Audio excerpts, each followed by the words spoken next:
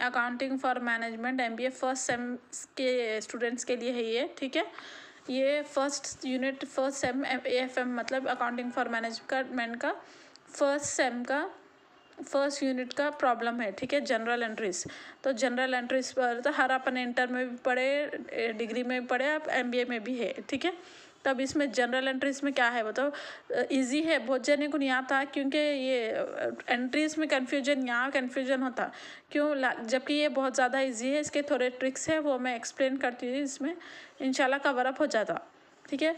Generalise the following transaction बोल के देता अपन को, तो जब ऐसा देता बिजनेस स्टार्टेड विथ कैश बोल के जब देता ना 20,000, ये एंट्री ऐसी रहती, फर्स्ट वाली एंट्री जो कि अपन को उसमें cash account data to capital account बोल के ही लिखना रहता, ठीक है। आंसर में पहले तो देखो जनरल एंट्रीज का प्रोफार्मा क्या है, first date particular LF debit credit, ठीक है। तो अब क्या करना है, पर्टिकुलर्स में फर्स्ट डेबिट और ये जो भी अमाउंट रहता जनरल एंट्रीज में डेबिट साइड फर्स्ट ऊपर लिखना, क्रेडिट साइड नीचे लिख देना, ठीक है। फर्स्ट डेबिट बोल के ऊपर लिख देना, जो भी अमाउंट रहो 1 लाख हो, 10 लाख हो, 2 लाख हो, 20,000 हो, अब यहाँ पे 20,000 है तो 20,000 फर्स्ट ऊपर लिख देना, और क्रेडिट वही amount same amount credit side नीचे लिखना, ठीक है। ऊपर फर्स्ट ऊपर नीचे, ये बहुत जने क्या करते हैं गलती, एग्जाम में जाके ये नीचे लिख के ये ऊपर लिख के आते, जिसकी वजह से रॉन्ग कंसिडर हो जाता, ठीक है। तो इसीलिए फर्स्ट डेबिट साइड के जो भी अमाउंट्स रहते हैं ना, यहाँ पे देते सब अमाउंट्स, उसमें से आप डेबिट यहाँ लिखना, क्रेडिट यहाँ लिखना, डेबिट ऊपर लिखना, क्रेडिट यहाँ नीचे लिखना, ठीक है। उसके बाद फर्स्ट क्या है, अब ये जैसा है ना यहाँ पे स्टार्टेड बिजनेस विथ कैश, जब भी ऐसा देता स्टार्टेड बिजनेस विथ कैश बोलते कि आपको ये एंट्री याद कर लेके जाना एग्जाम में, कि जैसा जनवरी 2014 जैन फर्स्ट, ठीक है। कैश अकाउंट डेटा, DR मतलब डेटा to capital account, capital account, started business with cash बोलो, स्टार्टेड कैपिटल विथ कैश बोल के भी ऐसा भी देता, तो आप क्या लिखना है, ऐसा पूछे खुद cash account data to capital account लिख के being business started with cash, जो दिया ना एंट्री वही यहाँ लिख देना, बीइंग लगा दे के business started with cash, business started with cash same as it is लिख देना, ठीक है। उसके बाद DR तो कैसा भी लिखना, इसके बिना तो मार्क्स कट हो जाते इसके, DR डेटा मतलब DR, ठीक है। अब उसके बाद deposited in bank, deposited in bank 10,000, तो 10,000 जब डिपॉजिट करे तो अपने पास कैश, जो चीज़ अपने पास यहाँ से अपन को समझना होगा कि कैसा करना है सो, ठीक है। तो अब यहाँ पे डिपॉजिटेड इन बैंक, तो डिपॉजिट में जब कर रहे हैं तो अपने पास बैंक में पैसे रहते हैं, लेकिन पहले अब क्या है, डिपॉजिट करें तो अपने फ़ोन पे यूज़ हो जा रहा, गूगल पे भी यूज़ हो जा रहे पैसे, लेकिन पहले क्या है, चेक से निकालना था, ATM से निकालना, ऐसा रहता था ना। तो पहले के हिसाब से अब कैसा है, वो तो बैंक में डिपॉजिट कर रहे हैं तो अपने हाथ में से तो चले जा रहे ना बैंक, वो सोच लेना, ठीक है। या बहुत जाने के डाउट्स आते हैं, अब डिपॉजिट करो तो अपने फ़ोन पे से यूज़ करते सकते ना पैसे, लेकिन बेशक यूज़ कर सकते हैं, लेकिन रहते नहीं हाथ में, अपने हाथ से चले जा रहे हो, ठीक है। जो जा रहे सो चीज़ वो होती ऊपर, जहाँ अब क्या गई, कैश गई। डिपॉजिट क्या करते हैं अपन, बैंक में जाके राइस वेजिटेबल्स फ्रूट्स करते नहीं करते, क्या करते, कैश करते ना, तो कैश नीचे कैश लिखना, ठीक है। अब बहुत जने डाउट्स ये रहता है कि डिपॉजिटेड इनटू बैंक या डिपॉजिट इन बैंक बोल कैसे दिया, तो क्या डिपॉजिट करते कि बोल के क्या करते हैं, ये ब्लैंक छोड़ देते हैं उसको, तो लेकिन ये ब्लैंक छोड़ना नहीं है, कैश बैंक में क्या डिपॉजिट करते हैं, सिर्फ कैश ही कर सकते हैं ना, डिपॉजिट और कुछ कर नहीं सकते ना, सिलेक्ट टू कैश, फिर being amount deposited into bank, ठीक है। बीइंग अमाउंट या being cash deposited into bank बोल के लिख ले सकते हैं, ठीक है। उसके बाद सेम इसके एंट्रीज तो सेम, एक एंट्री याद कर लो, पूरी याद करने की जरूरत नहीं है, बस एक एंट्री याद कर लो कि फर्स्ट ऊपर आना, फर्स्ट यहाँ पे फर्स्ट एंट्री यहाँ लिखना और ऊपर लिखना, दूसरी एंट्री नीचे लिखना। तो अब ये वाली एंट्री जो है same as it is amount नहीं बोल रही मैं, एंट्री जैसा ये एंट्री को जैसा ऊपर लिखे यहाँ भी ऊपर लिखना, यहाँ भी ऊपर, हर प्रॉब्लम एंड हुए तक वैसे ही लिखना रहता ऊपर ऊपर, ठीक है। और नीचे नीचे ये वाला आता, ये डेबिट साइड ऊपर आता, क्रेडिट साइड नीचे आता, डेबिट साइड ऊपर, क्रेडिट साइड नीचे, ये याद रखिए। अब यहाँ पे देखिए यहाँ है पेड महेश बाय चेक। जब भी पेड महेश बाय चेक दिया या पेड ए बाय चेक या पेड बाय चेक ऐसा दिया तो क्या करना बोले तो, अब जैसा ए बोल के दे दिया तो ए ऊपर ए account data to bank account, तो अब यहाँ महेश अकाउंट डेटा महेश दिया, Mahesh account data to bank account, ठीक है। इसीलिए दे करें। अब पे किसको करें, महेश को, तो मिला किसको पैसे, कैश किसको मिल गया, महेश को मिल गया। तो कैसे मिला, बैंक से मिला। जब भी चेक बोल के जहाँ भी चेक देता ना कोई, यहाँ पे जनरल एंट्रीज का रूल है ये कि जहाँ भी चेक देता उसकी जगह पे आप बैंक लिखना रहता है, उसको हटा के चेक नहीं लिख के instead of cheque we have to write bank, ठीक है।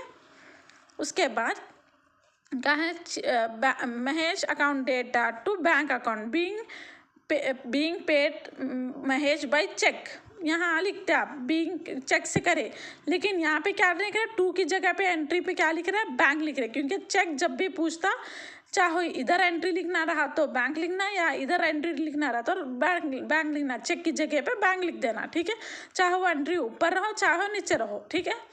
उसके बाद तो आप शेखर को पे कर रहे ना, तो खाली बैंक वो कुछ भी नहीं है लिखे हुआ, तो आप डायरेक्ट क्या लिखना है ये केस में कि Shekhar account data to cash account. क्यों कैश अकाउंट, क्योंकि बैंक नहीं दिया कुछ भी, तो आप पे कर रहे तो क्या पे कर रहे, पेड बोल के दिया ना, पेड मतलब पे कर दिए शेखर को, तो क्या पे करते, आप पे करे तो पैसे पे करते ना, कोई और चीज़ तो नहीं रहती। जैसा अब मैं तो आप शेखर को पे कर रहे ना, तो खाली बैंक वो कुछ भी नहीं है लिखे हुआ, तो आप डायरेक्ट क्या लिखना है ये केस में कि Shekhar account data to cash account. क्यों कैश अकाउंट, क्योंकि बैंक नहीं दिया कुछ भी, तो आप पे कर रहे तो क्या पे कर रहे, पेड बोल के दिया ना, पेड मतलब पे कर दिए शेखर को, तो क्या पे करते, आप पे करे तो पैसे पे करते ना, कोई और चीज़ तो नहीं रहती। जैसा अब मैं एग्जांपल बोली थी फ्रूट्स और वेजिटेबल्स, पे करे नहीं बोलते उसको, ठीक है।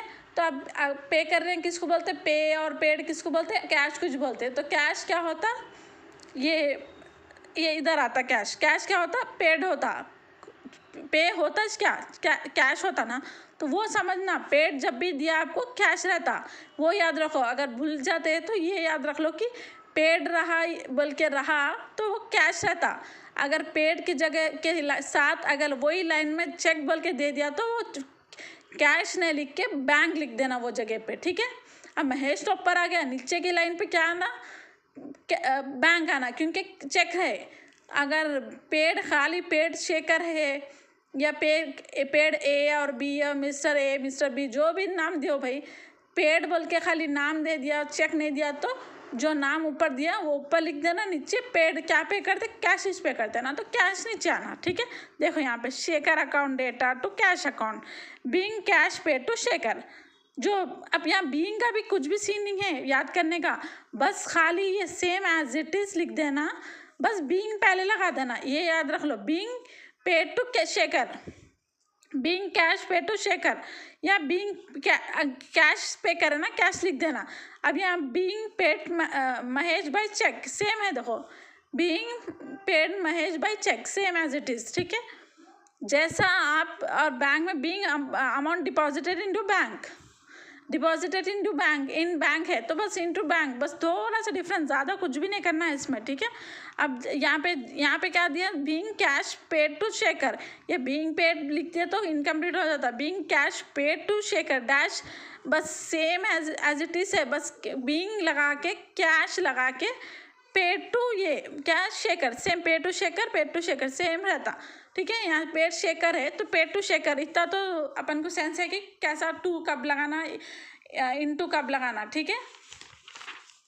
अब उसके बाद वाली एंट्री में cash account data to Prasad, अब ये क्यों है, अब cash account data to Prasad, receive from Prasad, जब भी रिसीव फ्रॉम प्रसाद दिया तो इसका ये मतलब है कि रिसीव क्या कर, मतलब कैश रिसीव होता, तो ऊपर कैश नीचे प्रसाद,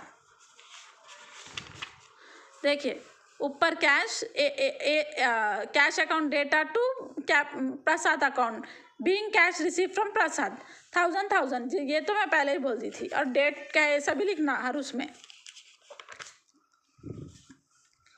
अब इसमें देखिए receive a cheque from Ram at 6 PM। यहाँ पे देखिए ऐसा 6 PM देते तो बहुत जने कन्फ्यूज हो जाते, टाइम दे दिया आप कैसा करना बोल के।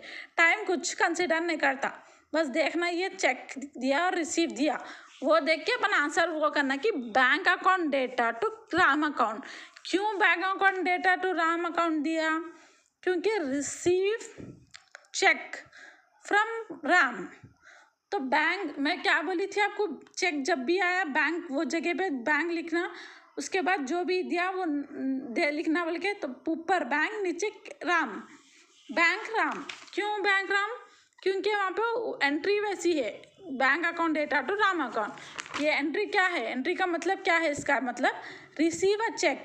आप रिसीव करें ना, मैं जैसे कि स्टार्टिंग से बोल रही हूँ, मिल रही सो चीज़ आपको ऊपर लिखनी रहती। फ्रॉम राम, राम कहाँ से मिली तो नीचे राम लिखना, इसीलिए मिल रही सो चीज़ ऊपर से ऊपर लिखना, जो जा रही सो चीज़ नीचे लिखना। 6th वाली एंट्री में send Ram's cheque to bank 1000, ठीक है। अब यहाँ पे क्या है बताओ, राम अकाउंट टू बैंक। देखिए Ram account data to bank account, क्यों बोले तो राम का चेक भेजे ना अपन, राम का चेक बैंक को भेजे तो राम ऊपर आता नीचे चेक आता, ठीक है। उसके बाद bank intimated that Ram's cheque has been return unpaid. उसके बाद राम इंटीमेट करा कि Ram's cheque has been return unpaid, unpaid है हो गया बोल के रिटर्न हो गया, अनपेड है बोल के रिटर्न हो गया बोल के इंटीमेट कर दिया उन्हें, बोला उन्हें, ठीक है, मतलब दिखा दिया। तो withdrawn from bank, withdrawn from bank 1000 rupees, ठीक है। तो अब यहाँ पे क्या कर रहे हैं तो कैश अकाउंट डेटा, यहाँ पे बीइंग में क्या लिख रहे हैं पहले ये देख लो, बीइंग का, being Ram's cheque has been returned unpaid, ठीक है, सेम है, कुछ भी एंट्री नहीं है आपको, सेम एंट्री लिखना है, ठीक है।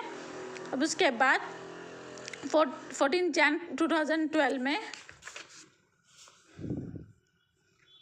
Withdrawn from bank, withdrawn from bank से विड्रॉ करे तो आपको कैश मिलता ना, विड्रॉ करे तो cash account data to bank account.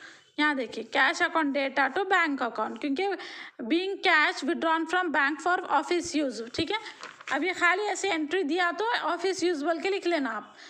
यहाँ पे अब जैसा withdrawn from bank for personal use, अगर for withdrawn from bank for office use दिया तो ऑफिस यूज़ लिख देना, नहीं दिया तो खाली बैंक विड्रॉन फ्रॉम बैंक बोल के दे दिया, तो यहाँ पे आप बीइंग की जगह पे being cash withdrawn from bank for office use बोल के लिख देना जब, ठीक है। और यहाँ पे withdrawn from bank for personal use, कभी भी ऐसा दिया ना पर्सनल यूज़ बोलते ड्राइंग लिख देना, पर्सनल यूज़ बोलते इसका रूल है, drawing account data to bank account लिख के being cash withdrawn from bank for personal use, ठीक है, ऐसा लिख देना। बस ये एंट्री एक है, ये वाली भी एंट्री याद करना आप कि ड्राइंग टू बैंक अकाउंट बोल के लिखना। कब लिखना? जब ये उसकी एंट्री में ये पूछता question, withdrawn from bank for personal use बोल के देता, अमाउंट जो भी हो चेंज करके देता ये। तो उसके बाद paid rent to landlord mister A by a cheque, landlord को आप पैसे पे करे तो आपके पास से पैसे आते जाते तो किसका जाते? लैंडलॉर्ड का। लैंडलॉर्ड कौन है? Rent AC account to mister A AC account data to bank. तो अपन जब भी रेंट पे करते तो किसको? ओनर के पास जाते ना, तो वो ओनर का नाम मेंशन करा इसीलिए नाम लिखे। अगर नाम मेंशन नहीं करा क्वेश्चन में तो आप सिर्फ rent account data to bank account लिखते थे, ठीक है। उसके बाद being rent paid to mister A by cheque, या यहाँ पे अगर नहीं देता तो being rent paid to landlord by cheque बोल के ऐसे लिख सकते हैं। अगर चेक नहीं दिया तो पेड बोल के लिख देना, बस उतना ही, ज़्यादा कुछ भी नहीं। इसमें खाली नाम देने से मिस्टर ए बोल के देने से अब एक्स्ट्रा एंट्री हुई, नहीं तो एक ही रहती, rent account data to bank account बोल के, ठीक है। अब उसके बाद bank charges for its service, bank जब भी चार्ज करता है उसकी सर्विस के वास्ते तो आप क्या करते हैं? Bank charges account data to bank account, 2 बार बैंक लिखना, कुछ भी डिफरेंस नहीं करना, ठीक है। Being bank charges for its service बोल के same as it is question की एंट्री लिख देना। बीइंग बोल के bank charges for its service, दिख रही है आप लोग को? सेम एंट्री है। तो bank account charge data to bank account, bank charges account data to bank account, same as it is लिख देना बस, ठीक है। Paid salary to mister B, salary pay करे फिर से, तो